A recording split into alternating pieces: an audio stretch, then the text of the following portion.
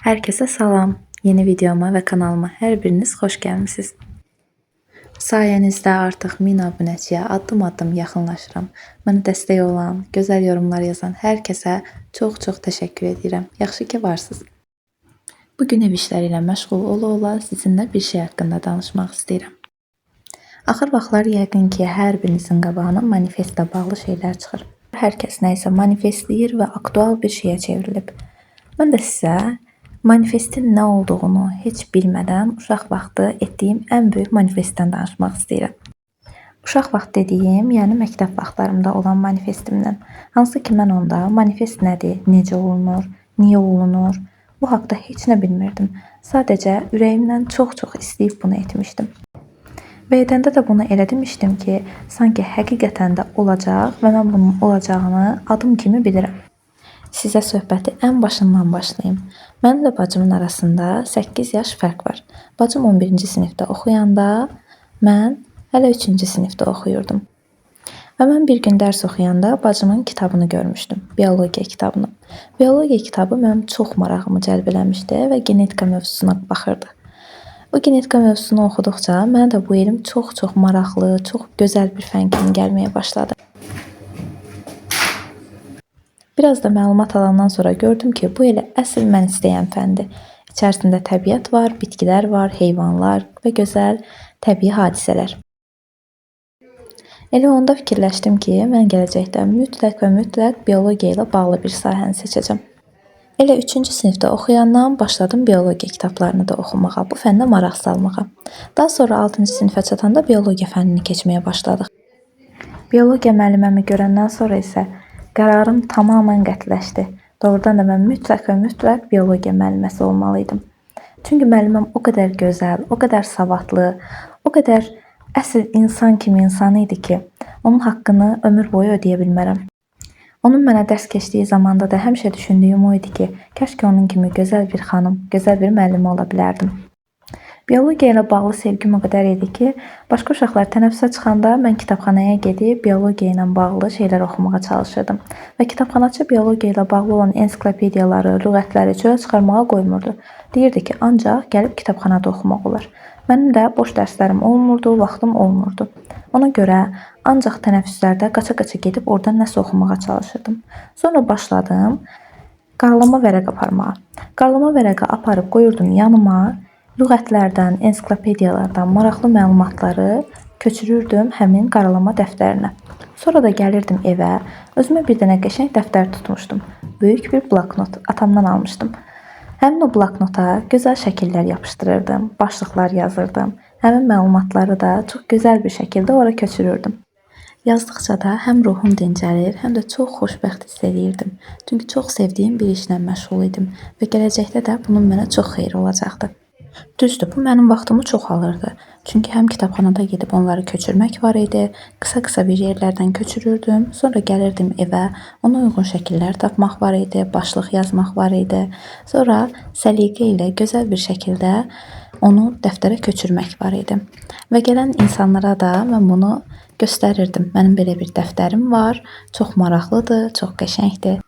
Və mən bu kitabı yazdıqca həmişə fikirləşirdim ki, və fikirləşməkdən əlavə deyirdim ki, gələcəkdə biologiya müəllimi olanda bu kitabı şagirdlərimə göstərəcəm. Deyəcəm ki, mən biologiyanı bu qədər çox sevmişəm.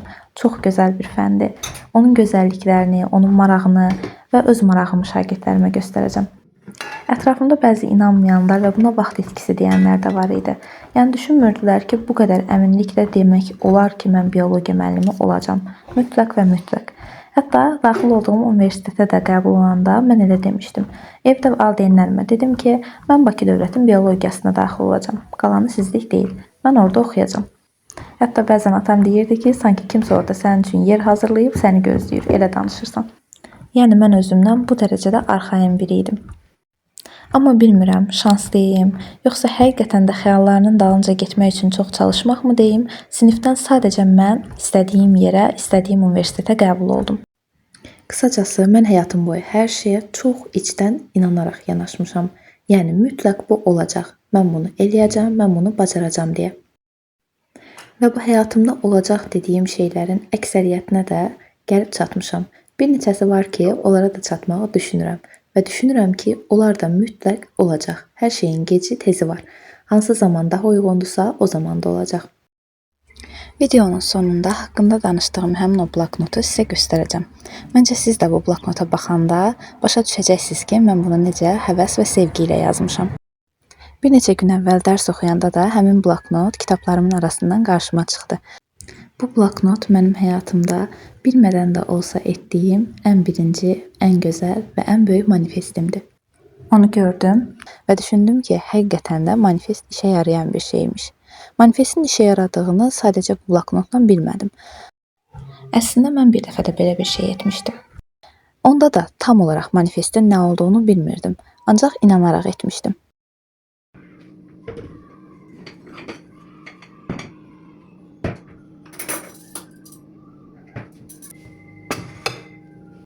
Deməli 3 il bundan qabaq bir gün qaynanam mənə dedi ki, hardasa bir yerdə görüb, bugün nə yazsan gerçəkləşirmiş. Sadəcə olmuş kimi yazmalısan və həmin şeyi bir yerdə saxlamalısan. Orada yazdığın hər şey zamanla gerçəkləşəcək. Mən də onun dediyi kimi etdim. Bir vərəq götürdüm və ora yaxın zamanda olmasını istədiyim hər şeyi, bəzi imkansız, bəziləri olacağını düşündüyüm şeyləri yazdım. Yazdım və qatladım bir yerə qoydum. Hər yeri qəşəngcə sildim, süpürdüm, təmizlədim, qaldı özümə vaxt ayırmaq. Bunları bura oğluma görə qoymuşuq. Bunlarda oturur, bu hissələrini sökür. Ona görə məcburam televizora baxanda bunlarda oturmalıdır. Gedib biraz da özümə vaxt ayırım, gəlim.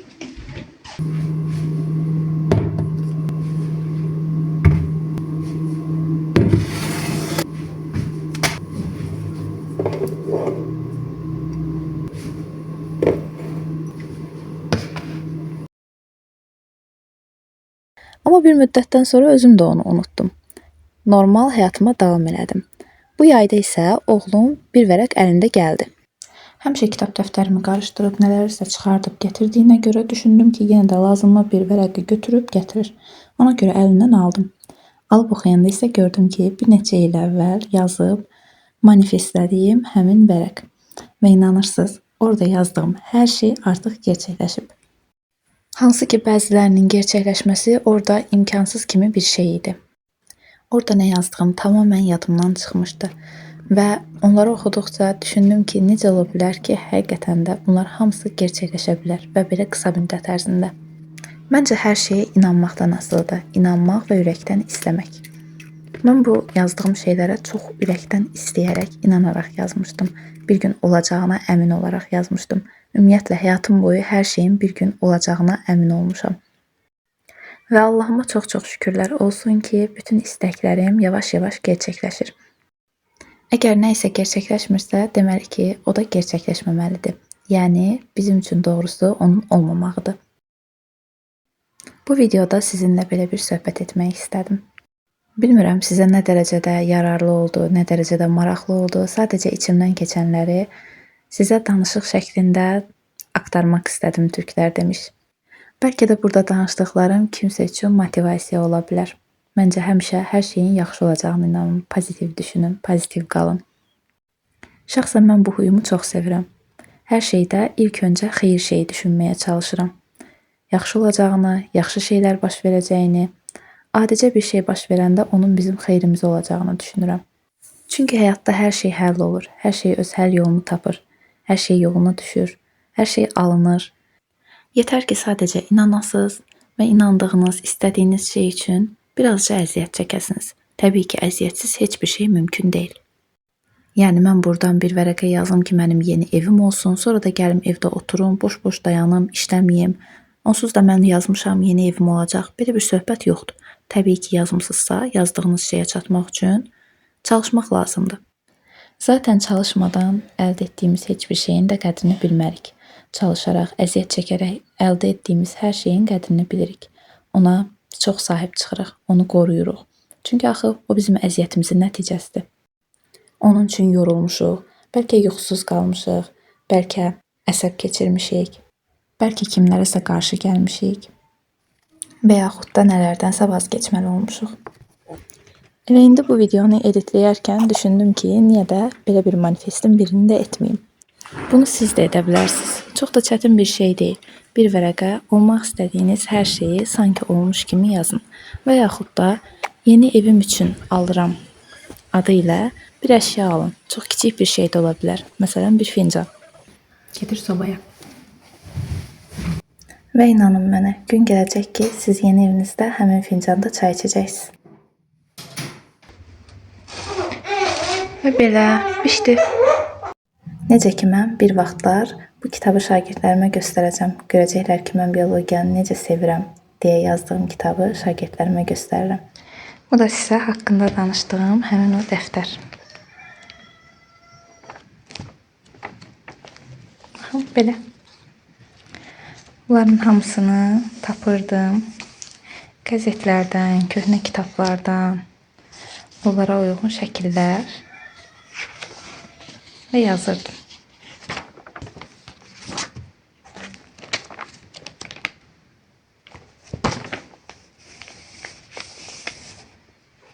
Bunu yazanda mən özümü çox xoşbəxt, çox yaxşı hiss edirdim, yəni.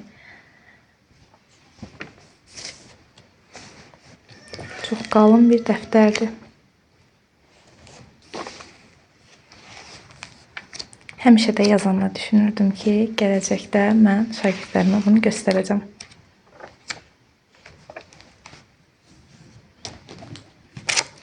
Bir dənə də belə dəftərim var.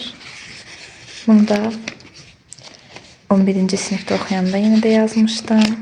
Bu da eyni tipli bir dəftərdir.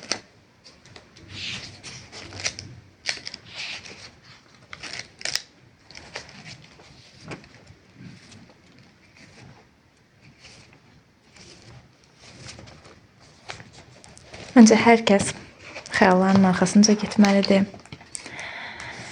Hər şeyin yaxşı olacağına inanmalıdır. Çünki doğrudan da hər şey yaxşı olacaq. Məni bura qədər izlədinizsə, hər birinizə çox-çox təşəkkür edirəm. Yaxşı ki varsınız. Yaxşı ki bu kanalı açmışam. Yaxşı ki bu videoları çəkirəm. Hər birinizi tanımaq, qiyabi də olsa mənim üçün çox xoşdur. Hələlik.